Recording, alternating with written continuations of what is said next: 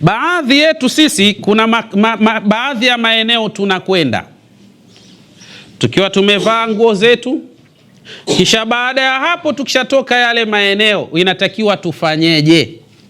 Hapa ni mahala muhimu sana. Kwa mfano, kuna sehemu ambazo mavazi yana tabia ya kuaksi, ya kuchukua zile ihtizazati za pale. Kwa mfano, kuna sehemu inaitwa makatibu shakawa. Makatibu shakawa ni sehemu za mahakamani au mapolisi umo. Ukikamatwa mzee ukapelekwa maabusu au umekamatwa umepelekwa mahakamani, basi ni vizuri zile nguo ambazo ulizokuwa umevaa wakati wa tukio hilo, basi ukirejea zinatakiwa kufuliwa tena kwa staili yake. Nitaelekeza hapa staili ya namna ya kuzifua ili kuondosha nini zile taqatun salbia, ili athari isiwe katika mazingira haya. Kwa sababu lau kama utaacha ile athari ambayo inaitwa taqatun salbia, inawezekana kesho na kesho kutwa ukarudishwa tena na tena na tena, ikawa ndio mtindo wako, kwa sababu unapita katika zile taqatun salbiyat ambayo inatakiwa uzibadili kutoka salbiyat ziende kuwa alijabiyat, ili mambo yaweze kwenda katika hali iliyokuwa sawa sawa. Kwa hiyo ukitoka mahakamani au polisi, nguo ulizozivaa haraka sana kisha zinafuliwa kwa haraka, na we mwenyewe unaoga kwa josho maalum. Tutaelekezana hapa unaogaje, kwa utaratibu gani, kwa sababu wakati huo nguo zinabadilika kutoka kuwa neema kwako, zinabadilika kuwa nakma, inakuwa hatari upande wako.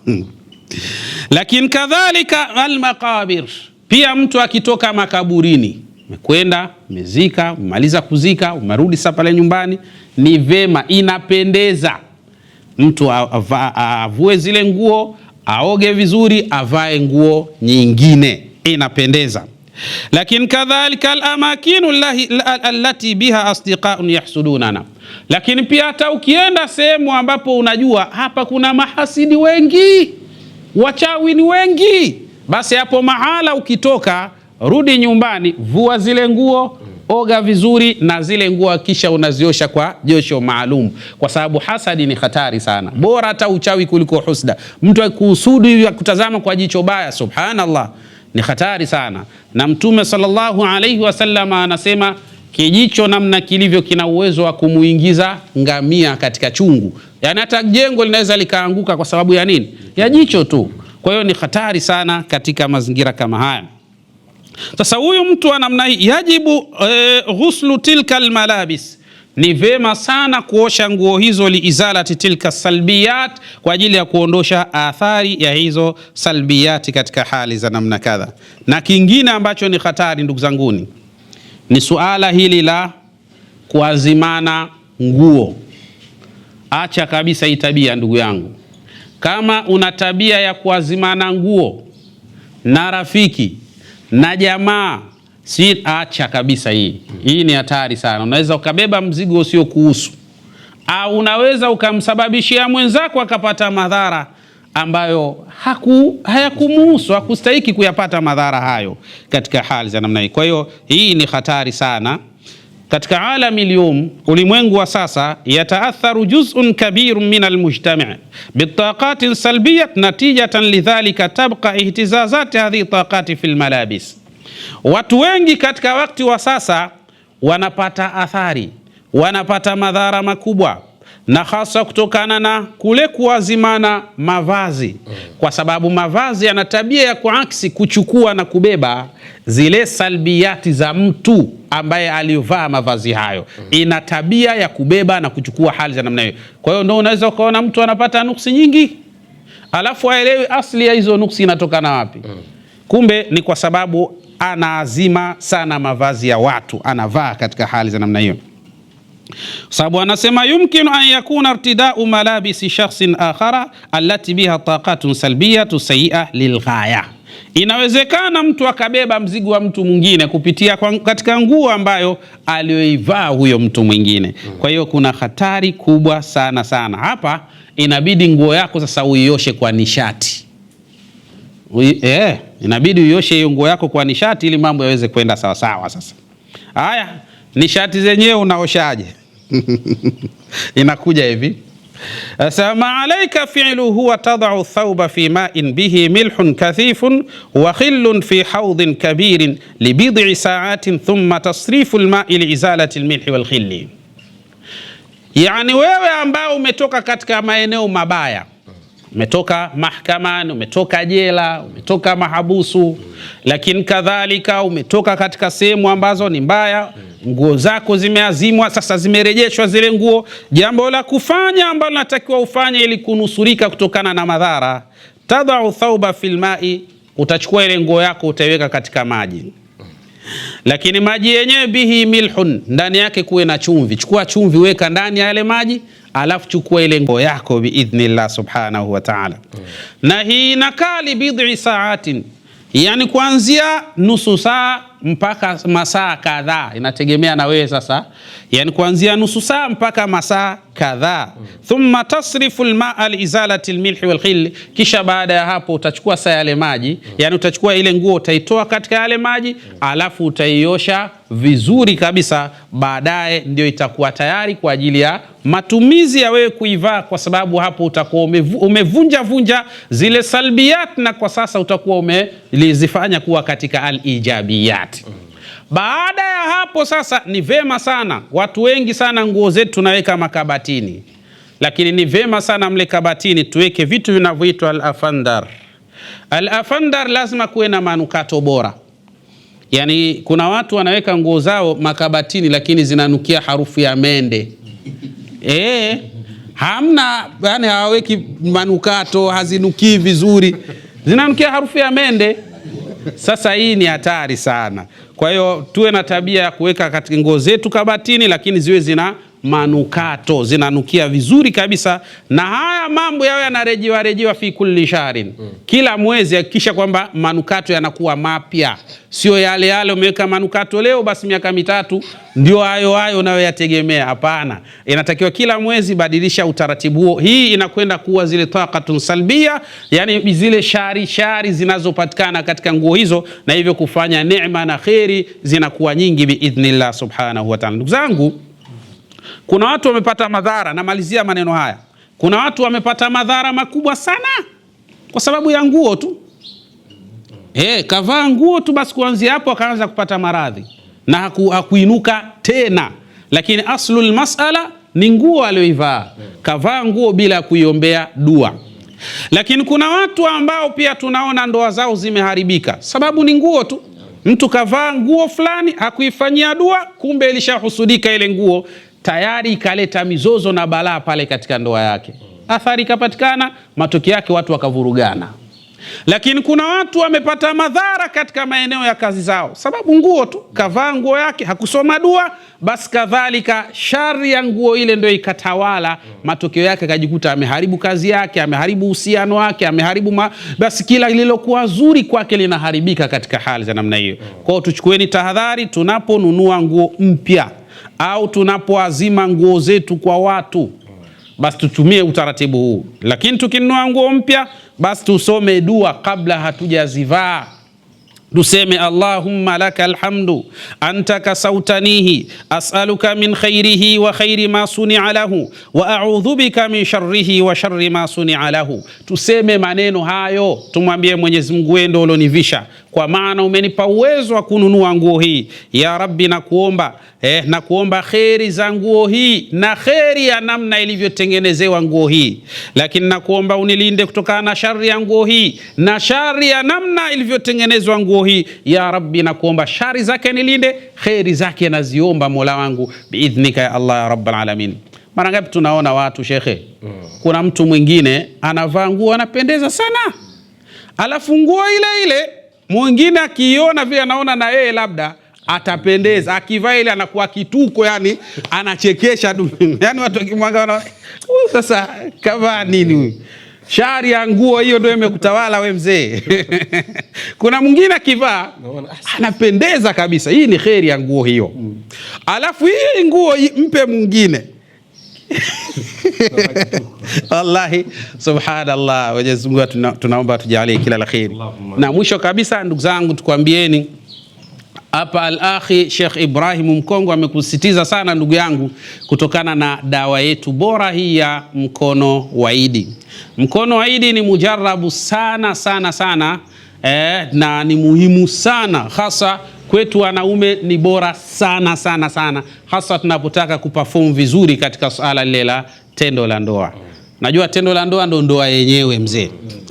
Pakiharibika hapo, habari una lazima uwe imara katika performance nzuri kabisa, ndipo unawezekana ukaonekana mzuri. Nasoma maneno ya Ibn Qudama, ana maneno anasema, farrajulu jahilun tarahu yuqaddimu ala itfa'i hadha al-ittisal wa kadhalika al-mar'atu al-jahila taraha tuqaddimu ala itfa'i hadha al-ittisal.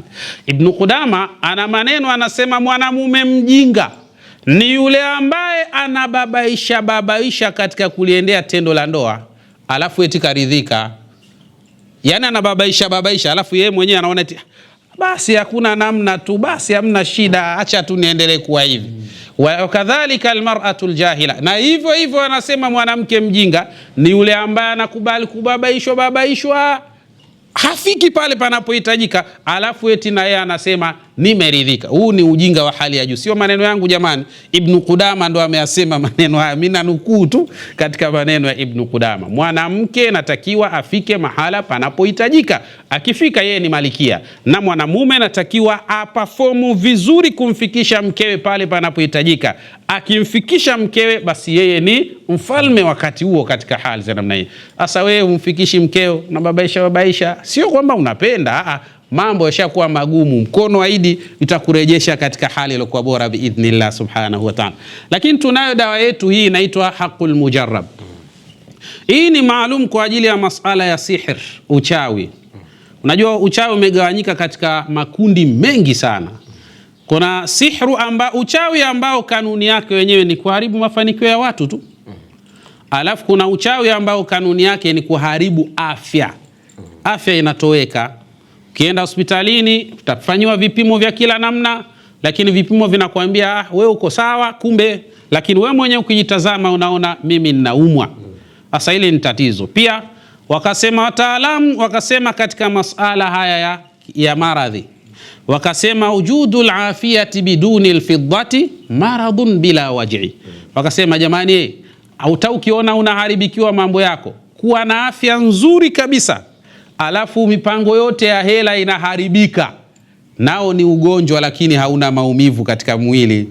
Ni ugonjwa, mipango yako kila ukipanga mpango wa fedha unaharibika. Basi inshallah jitahidi sana ndugu yangu upate dawa hii Haqqul Mujarrab, ili mipango iweze kwenda sawa, maradhi ya kishetani kisihri yaweze kuepuka inshallah kwa uwezo wake Allah tabaraka wa taala. Dawa hii ni kali sana, lakini utendaji wake mujarrab, jurriba miraran wa sah.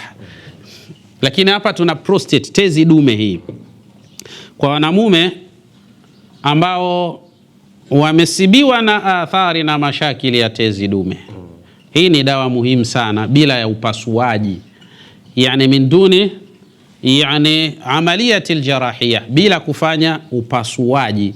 Hii ni nzuri sana, na hizi dozi yake ni chupa 5. Hizi ndio zinakuwa dozi yake, na zinatumika ndani ya masiku 30 biidhnillah subhanahu wa ta'ala. Tezi dume ni hatari, yuarriqul kathirina min arrijal. Wanamume wengi sana wamepatwa na mashakili ya tezi dume. Wengine wanapata kansa katika tezi dume, wengine wamepata uvimbe ambao hauna kansa. Kwa hiyo ishara ni nyingi sana, kutokwa na mkojo bila kuuziwia, wakati mwingine asrul bauli, wakati mwingine mkojo unakuwa utoki kabisa, unatoka kwa maumivu, lakini unatoka na chembe chembe za damu. Wakati mwingine nyakati zile za asubuhi anasikia chini ya kitovu hapa pazito sana, lakini kadhalika maumivu yanakuwa yana tabia kuhama, mara upande wa kushoto, mara upande wa kulia. Lakini pia hasa nyakati za asubuhi akienda haja ndogo, anaweza kuona mkojo unatoka kwa njia mbili. Sasa hii ni hatari. Prostate ni kitu ambacho, au ni maradhi ambayo yanaua wanaume wengi sana duniani, hasa katika nyakati za sasa. Kwa hiyo lau kama unapata fursa ya kuipata hii dawa, itakuwa ni muhimu sana. Wadawi daa qabla an yaqula fihi tabibu dai aya fastatara fa innal harba manshauha hadithun wa kana sharru mabdauha idhammara. Mmoja anasema yatibie maradhi kabla hayajafikia katika hatua ambayo atakwambia daktari bingwa anayeshughulika na maradhi hayo, a'ya fastatara. Hapa alipofikia, tulia tena, subiria kitachotokea.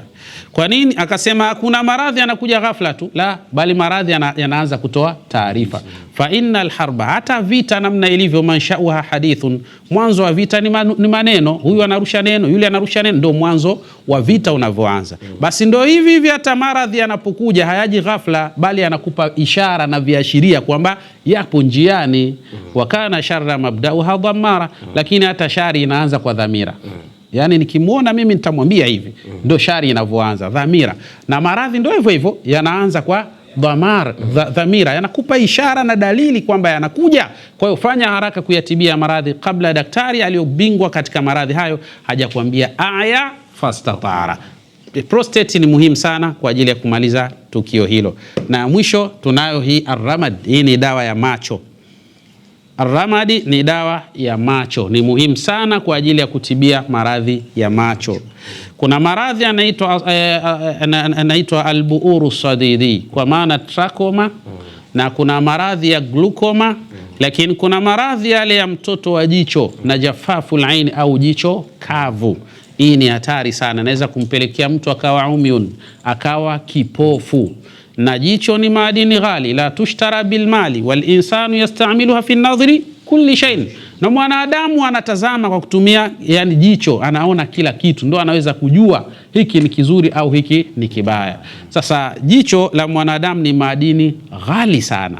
Kwa hiyo unapoona ishara kama kuna mchanga katika jicho, unahisi kama kuna kitu kinatembea kama mchanga hivi, au macho yanakuwa mekundu, unaona matongo yanatoka sana, macho yanawaka moto, hii ni ishara mbaya. Fanya haraka katika kulinusuru jicho lako, kwa sababu jicho ni jauharun ghaliyatu thamani, ni jauhar ambayo thamani yake ni ghali mno, huwezi kununua jicho kwa fedha. Sasa pale unapoona dalili tu, fanya haraka. Sisi tulisoma, nakumbuka tulisoma somo linaitwa asiyaji.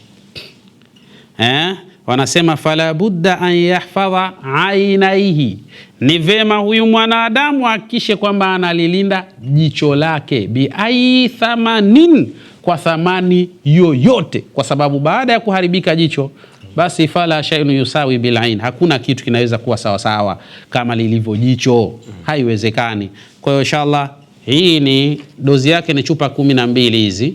Inshallah maalum kabisa kwa ajili ya kumaliza mashakili ya jicho inshallah biidhnillahi alkarim. Na bila shaka na bila kupoteza wakati, mimi nikwambie tu umeweza kuwa nasi kuanzia mwanzo na mpaka kufikia hapa tamati, na kubwa ni yale ambayo yalizungumzwa yachukulie na umuhimu mkubwa, kwa sababu yanaweza kufaa katika hali ya namna ama nyingine, na kubwa namna ambavyo unaweza kuona mkono wa Idi ulivyo na utendaji bora. Lakini pia tunayo prostate, tunayo arramadi, dawa ya macho, lakini pia tunayo hakul jarra, zingine nyingi ziko ofisini kwetu hapa. Cha msingi tu ni wewe kuwasiliana nasi kupitia namba 0748 86 97 33 au 0659 86 97 34. Tupigie sasa kwa maelekezo ama ushauri, lakini pia na kutaka maelezo zaidi unaweza kutupata kupitia namba hizo. Wasiliana nasi ili kupata katika hali ile kwa bora kabisa. Kumbuka ofisi tunapatikana Mbagala Kizuiani, barabara kuelekea jeshini, kila siku kuanzia majira ya saa 2 asubuhi mpaka saa 10 jioni. Assalamu alaikum wa rahmatullahi wa barakatuh.